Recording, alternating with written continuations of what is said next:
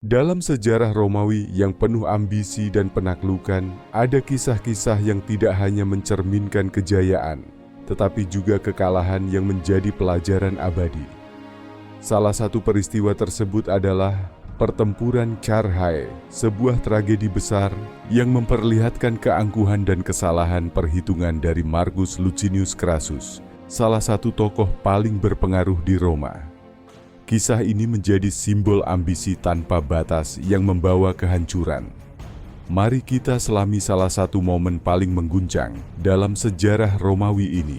Marcus Licinius Crassus, seorang konsul Romawi, anggota triumvirat pertama, dan orang terkaya di Roma, memimpin pasukan besar berjumlah 43.000 tentara melewati gurun Mesopotamia.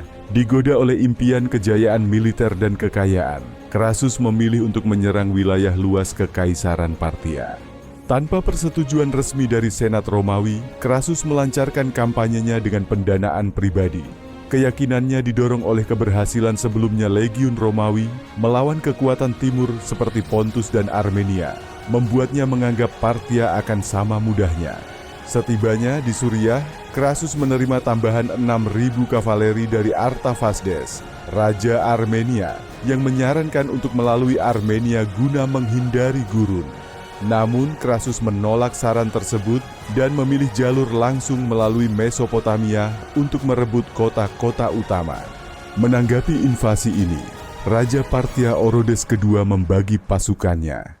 Ia memimpin infanteri dan sebagian kavaleri menyerang Armenia, sementara pasukan kavaleri di bawah Spahbod Surena ditugaskan untuk mengintai dan mengganggu Crassus. Orodes tidak menduga pasukan Surena yang lebih kecil mampu mengalahkan Crassus. Surena membawa 10.000 tentara, termasuk kavaleri berat catafrak dan pemanah berkuda yang didukung oleh unta pembawa persediaan anak panah.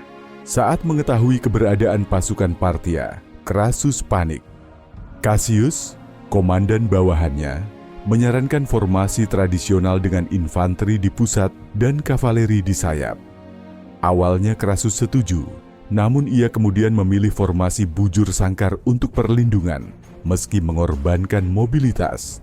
Pasukan Romawi tidak menyadari jebakan yang telah dipasang. Kedua pasukan bertemu di dekat Carrhae. Surena melancarkan serangan dengan catafrak berat menyerang frontal, sementara pemanah berkuda mengepung Romawi menjebak mereka. Setelah menyerang, catafrak mundur teratur, memberi jalan pada pemanah berkuda untuk menghujani pasukan Romawi dengan panah.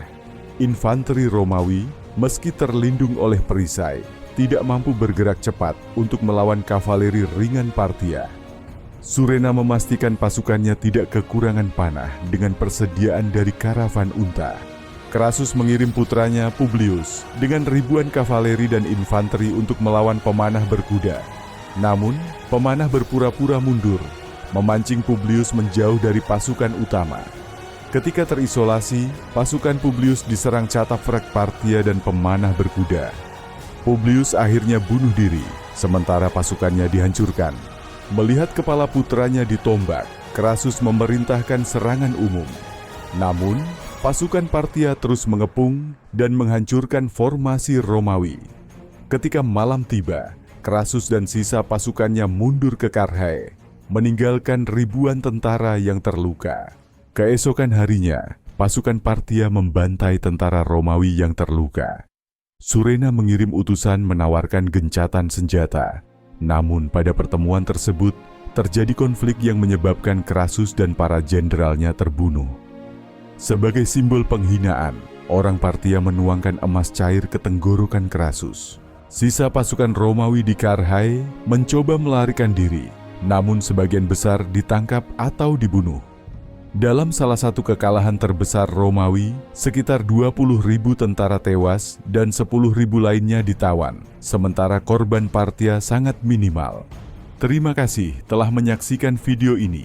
Jika Anda tertarik dengan kisah-kisah sejarah epik lainnya, jangan lupa untuk like, subscribe, dan aktifkan lonceng notifikasi agar tidak ketinggalan cerita menarik berikutnya.